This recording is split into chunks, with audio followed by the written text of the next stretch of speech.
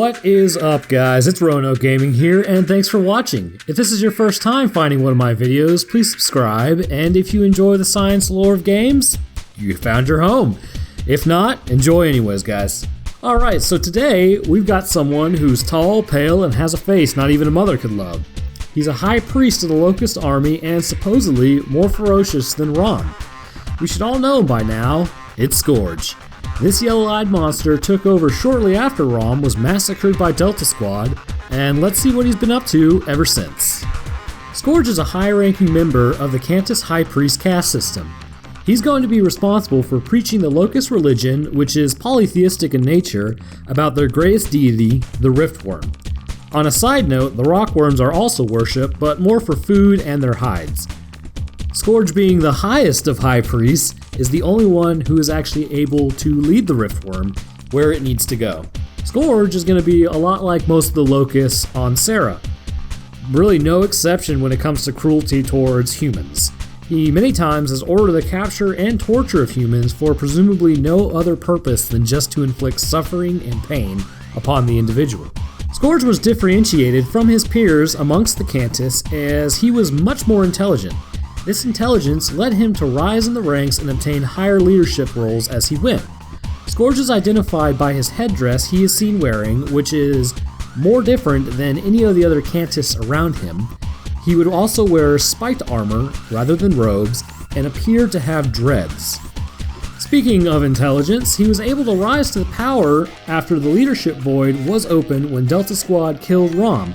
Ironically, he would fall to the same person later in the game. During the light mass bomb offensive, and after Raam was wiped off the map, the Riftworm was actually awakened. To the displeasure of the Serra humans, Skorge was able to lead the Riftworm on a rampage, sinking 2 cities and multiple cog bases in the process. After this began happening, the humans realized the Locusts were actually not defeated, and in fact were now more pissed than ever. Basically like kicking an anthill. Eventually, humanity realized as well that as Skorge was marching his way towards Jacinto, and he was in the process of sinking every city, that eventually Jacinto would probably befall the same fate, and this could be a major problem as Jacinto was the last stronghold of the humans. Skorge is going to be a much more hands-on, in-the-battlefield leader than Raam would appear to be. During the Landdown offensive, he personally led the counterattack, jumping on a centaur and completely cutting it in half with his double chainsaw staff. Marcus and Dom tried to get out of their pods to help aid when Skorge jumped onto their rig, but were not successful. Ty and Dizzy engaged in a fight with Skorge, but Dizzy was ordered to flee when Ty had been defeated.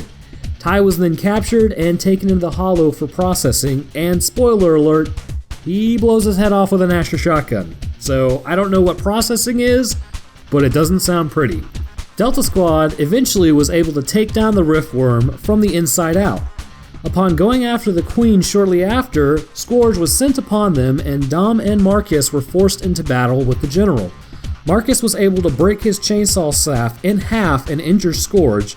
When this happened, Skorge called for his Hydra and fled battle. Which I stopped for a second to say that's pretty damn impressive considering Skorge himself is about 7 feet tall, very accomplished in battle, has a freaking chainsaw staff to begin with, and Marcus was able to overcome all this and defeat this general in battle.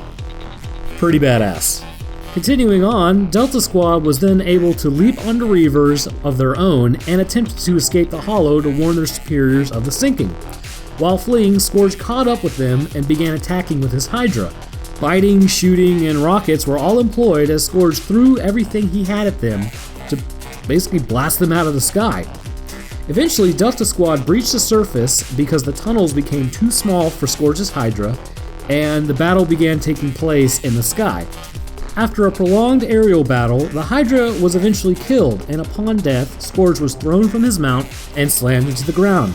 Presumably, on impact, his spine would have been shattered as well as many other bones, which led to his quick death. Skorge, we hardly knew you. So what did you guys think?